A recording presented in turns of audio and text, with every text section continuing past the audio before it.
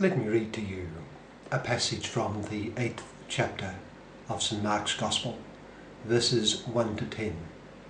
It's the Gospel for Saturday of the 5th week of Ordinary Time. St. Mark writes, "During those days another large crowd gathered. Since they had nothing to eat, Jesus called his disciples to him and said, 'I have compassion for these people. They have already been with me 3 days and have nothing to eat.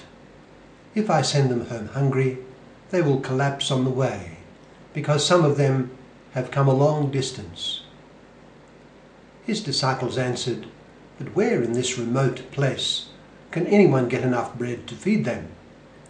'How many loaves do you have?' Jesus asked. 7, they replied. He told the crowd to sit down on the ground.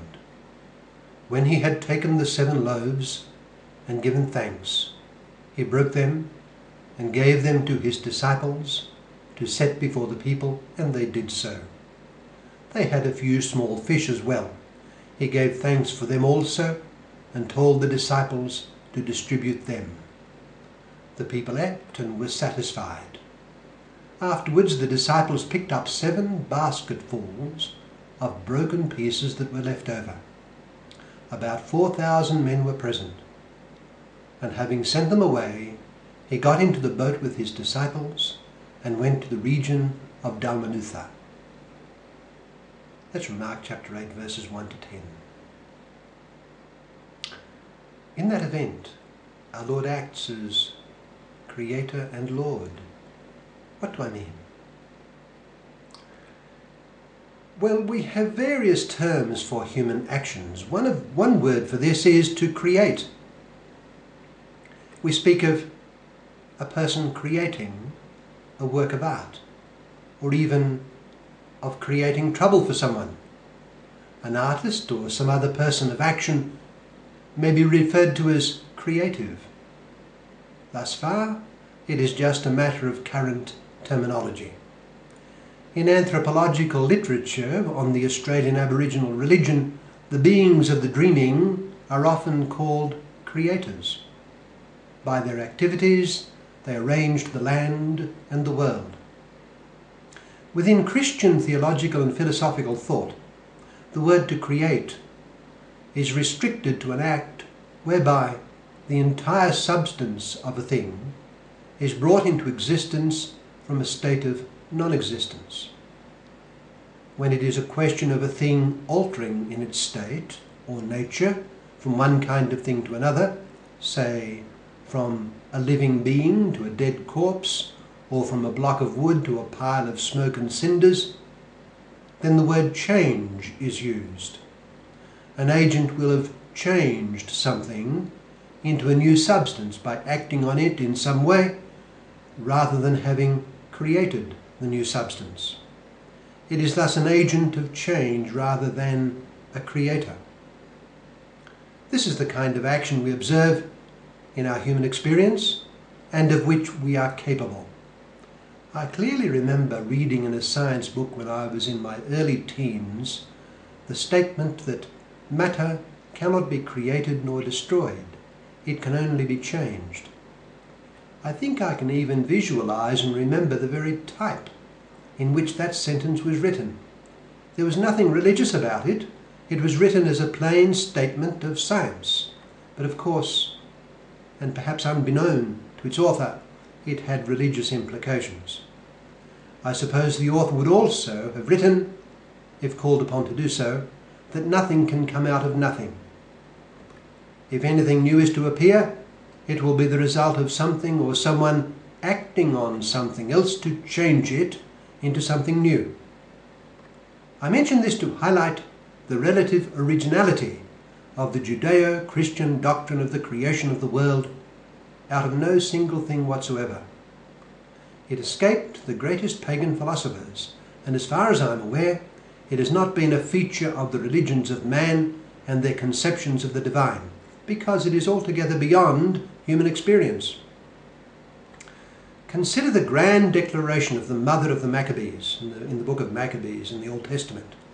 "I beseech you, my son, look upon heaven and earth, and all that is in them, and consider that God made them out of nothing, and mankind also. So you shall not fear this tormentor. Second book of Maccabees, chapter 7, verse 28. One is only to compare the various biblical statements of God's creative work with that is narrated on the clay tablets unearthed from the ruins of Babylon to see the sublimity of God as creator. The early church and the fathers and doctors of the church repeat the doctrine of God as the Almighty Creator, who creates from nothing. He wills and things come to be. For man, immersed in his limited experience, the thought of creation from nothing is a remarkable thought. When Christ raised a person from the dead, as with Lazarus after 4 days in the tomb, there would surely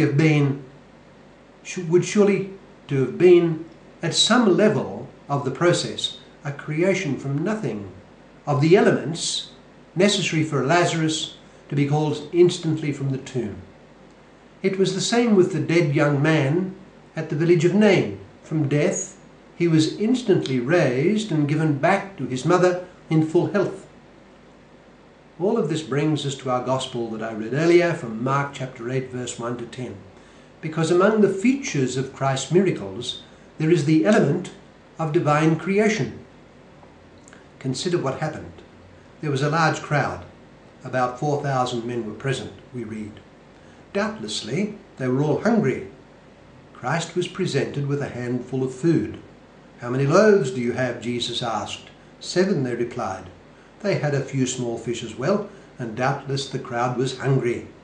So we read, "He gave thanks for them also, and told the disciples to distribute them. The people ate and were satisfied. Afterwards the disciples picked up 7 basketfuls of broken pieces that were left over." Visualize the scene. Each of the 12, Judas included, went forth among the crowd with a tiny portion of food. It multiplied as they distributed it. There was no change here. It was manifestly an ongoing coming into being of bread and fish, sufficient and more for the crowd. At the end it was discovered that there were 7 basketfuls of broken pieces that were left over. It was manifestly a case of creation from nothing, something which God alone could do. Let us place ourselves in the company of Jesus Christ and contemplate him with a heart of faith. Let us not dismiss his miracles. They are signs, as John in his Gospel is wont to refer to them. They are signs of his glory, and in them he let his glory be seen, the glory of the only begotten of the Father, full of grace and truth.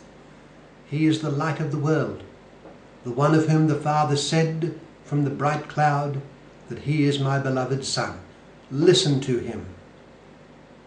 Let us love to gaze upon him wherever the Gospels portray him in his ministry. Let us draw near to him and learn to love and to follow him with all our heart, right to the end, whatever be the cost.